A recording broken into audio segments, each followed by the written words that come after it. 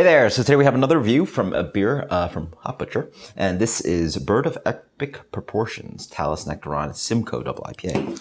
Haven't had Talus yet. I think I've had Nectaron. So it's not hazy, wow. Let's see this guy. Beer comes in a light gold color.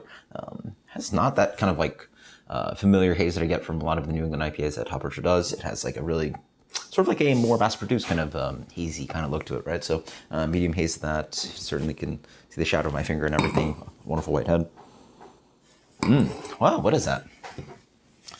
It's got this really nice kind of scented kind of cologne kind of dankness to it, or not dankness, but like floral woody. That's what the one I'm looking for, like aromatic wood kind of a character, cedar. There you go, cedar, very cedary. Almost has a little bit of this kind of dill thing, but I'm almost getting that kind of like woody note that you get from Sabro. Sabro is known for the coconut flavor, but there's like definitely like a cedar dill kind of thing going on there. But yeah, I'm getting all that kind of like, it's like, you know what, it's like a fancy cigar box, or like they scented wood to make a product seem fancy. And it's got that kind of like pungent, yeah, mothballs, that kind of thing, right? Cedar, all that. Wow, not even that fruity. Wow, warmed this up quite a bit. So my goal is to warm this up a little bit. You know, outside of the 38 that I have in the beer fridge I have, haven't really warmed up. Not in a bad way. It's not like room temperature, but it's more towards like the last quarter of a beer if you're taking time drinking it, right? Not the first snap at it, but quite nice.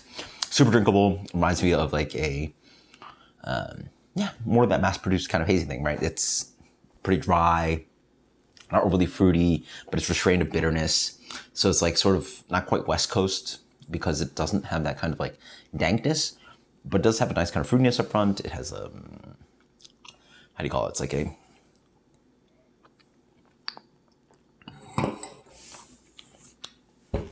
it's a very dry beer. So it actually does have like a West Coast kind of spin to it. Cause like I think I find that a lot of the West Coast beers these days, or some of the West Coast beers, specifically of Russian River, they pull back on the crystal malt.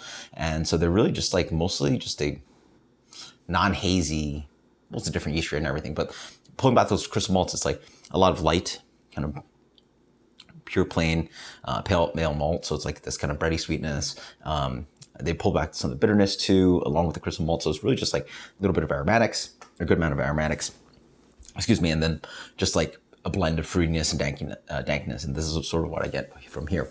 So it's got a little bit of this kind of lemon peel, yellow grapefruit peel, and then just that kind of like aromatic woody kind of character that I was getting. And some dankness in there as well. I also get a nice kind of, a little bit of this Diesel character, maybe lean towards a little bit like cat pee. A little bit of kind of marijuana kind of dank on the back end. What tastings do they have? Citrus zest. So there you go. Got that one. Didn't even read that one. Good. Jammy stone fruit. No, I'd get no jammy here. So no stone fruit. Maybe some stone fruit. Oh, by the way, this is a collaboration with Horus. So I can let you guys know that and see on the back. So I try to ignore the side of the label because it has, I guess, the collab, but then like the 3 tasting notes they go with. Jammy stone fruit. Yeah, I don't get jammy at all. Maybe some stone fruit. Ripe raspberry. Wow, they got red fruit on this one. So they're really good at calling some red fruit.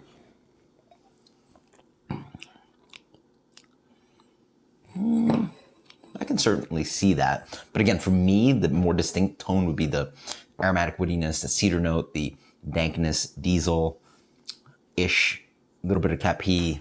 Like the dank is the one that I would definitely have a note on. That's clearly on the aromatics here and clearly on the palate here. It's like a little bit of zippy zesty, and then that dankness sort of is that base tone. But super, super dumb drinkable, 8% dry. None of the kind of fatness you get from their New England IPAs that are really generally like arguably a little sweet, but you know, that's a good way to make New England IPA. So dry beer for sure.